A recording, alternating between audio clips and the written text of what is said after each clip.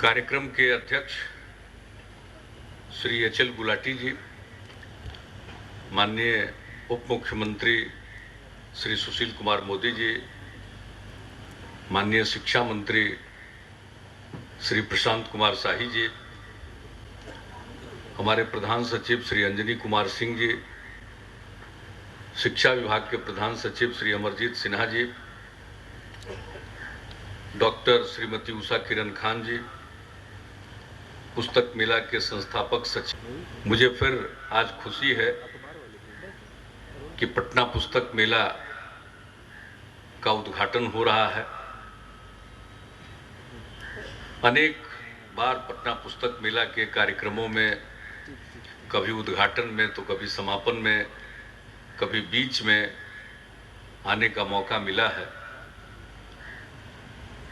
और अब पटना पुस्तक मेला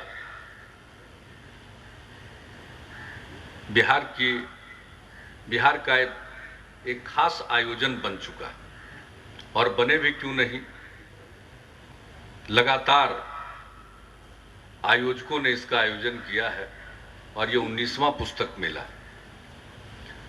तो मेरी पूरी शुभकामना है। और बिहार का पटना का पुस्तक मेला लोकप्रिय माना जाता है, बहुत लोग आते हैं पुस्तक मेला में, और ये ठीक है कि इन दिनों का मौसम ऐसा है जिसमें बाहर निकलने में थोड़ा आलस्य होता है। ये बसंत ऋतु है, मन अलसाया रहता है लोगों का, तो ऐसी परिस्थिति में बाहर निकलना, घूमना थोड़ा असर पड़ेगा, इसमें कोई शक नहीं है। लेकिन फिर भी इसका अपना आकर्षण, और पिछली बार भी बात हुई थी और फिर आज चर्चा हो गई कि इसको शिक्षा दिवस के साथ आयोजित किया जाएगा, तो मैं नहीं समझता हूं कोई दिक्कत होगी। पिछली बार शिक्षा दिवस का आयोजन भी गांधी मैदान में नहीं हो पाया था, तो वैसी परिस्थिति में,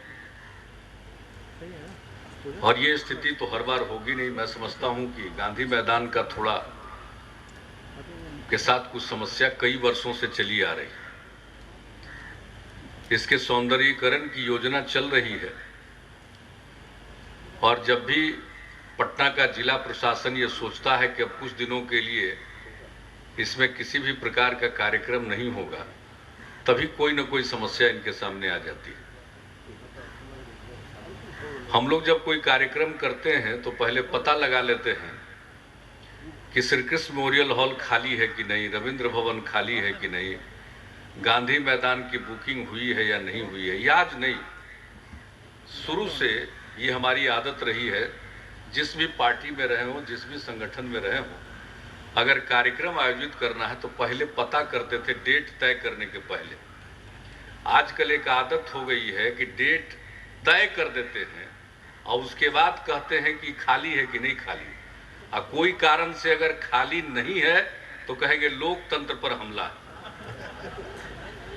सरकार जानबूझ करके रोक रही है।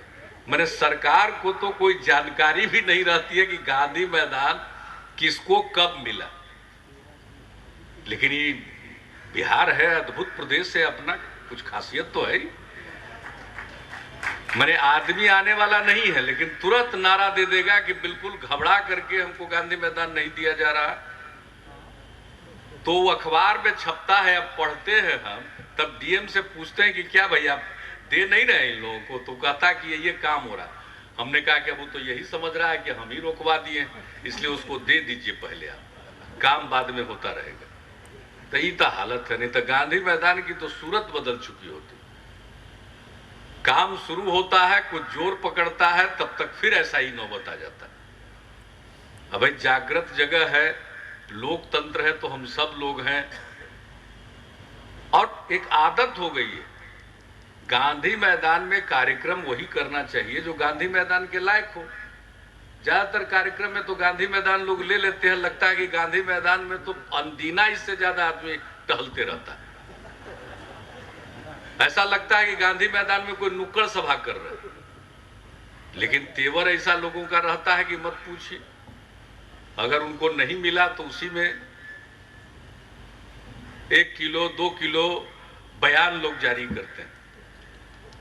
तो खैर, अब जब शिक्षा दिवस के साथ आपका पुस्तक मेला का आयोजन जुड़ जाएगा, ये भी तय कर दिया जाएगा कि शिक्षा दिवस हर साल, वो तो 11 नवंबर को ही होगा, वो तो मौलाना आजाद साहब की जयंती पर होता है। अब बिहार पहला राज्य है जिसने मौलाना आजाद साहब की जयंती को शिक्षा दिवस के रूप में आयोजित करने का सिलसिला प्रारंभ किया। भारत सरकार को हमने पत्र भी लिखा और बाद में भारत सरकार ने भी उसको शिक्षा दिवस के रूप में घोषित किया। तो 11 नवंबर को ही होगा। तो ये भी तय कर दिया जाएगा कि भाई किसी भी हालत में, जैसे 15 अगस्त को स्वतंत्रता दिवस का कार्यक्रम गांधी मैदान में ही होना है, 26 जनवरी को गणतंत्र दिवस का कार्यक्रम गांधी मैदान में ही होना है, वैसे ही 11 नवंबर का कार्यक्रम शिक्षा दिवस का कार्यक्रम और उसके पहले और बाद जो भी कार्यक्रम का जितना विस्तार होगा वो गांधी मैदान में ही होगा। तो बाकी सब काम न किसी को मिलेगा न कुछ होगा। और शिक्षा दिवस के साथ साथ अगर पुस्तक मेला होगा तो नवंबर का महीना बहुत अच्छा है और उस समय सब लोग देखेंगे। और पुस्तक प्रेमी हैं। टेक्नोलॉजी का विकास होने के बाद भी हम समझते हैं कि पुस्तकों के प्रति आग्रह और आकर्षण सदैव रहेगा।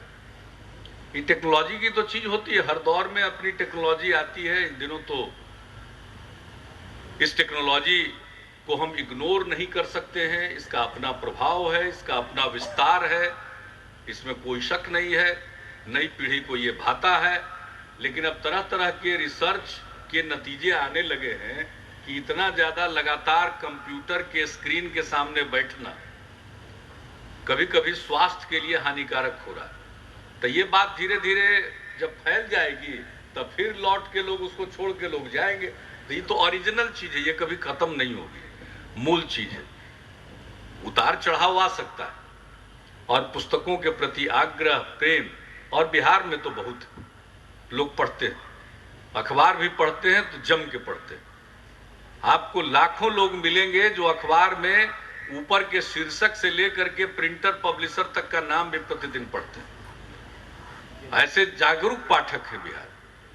मैगजीन्स पढ़ते और जो उपलब्ध है सबको पढ़ डालते।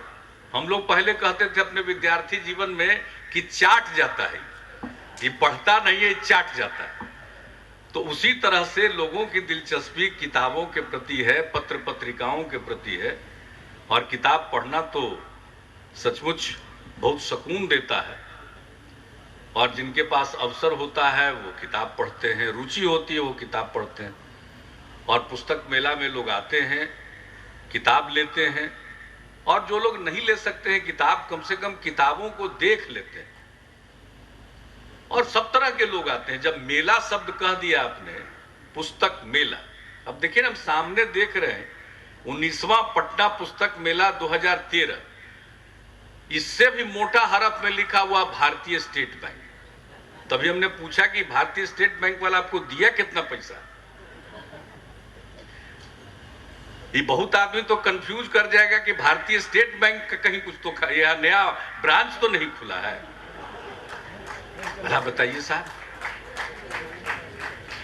वित्त मंत्री जी हमारे उप मुख्यमंत्री जी हैं, हम इनसे कहेंगे कि जो मीटिंग होती है आपके स्तर पर तो कभी इनको जरूर टोकिए कि भाई विज्ञापन देते हो, स्पॉन्सर करते हो कार्यक्रम को, तो जिस कार्यक्रम को स्पॉन्सर करते हैं उसको ज्यादा प्रमुखता मिलनी चाहिए, न कि स्पॉन्सरर को मिलनी चाहिए।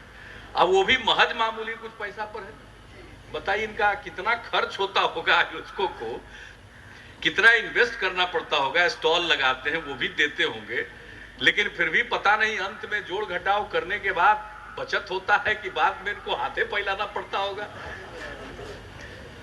ये तो एक अच्छा काम करते रहते हैं।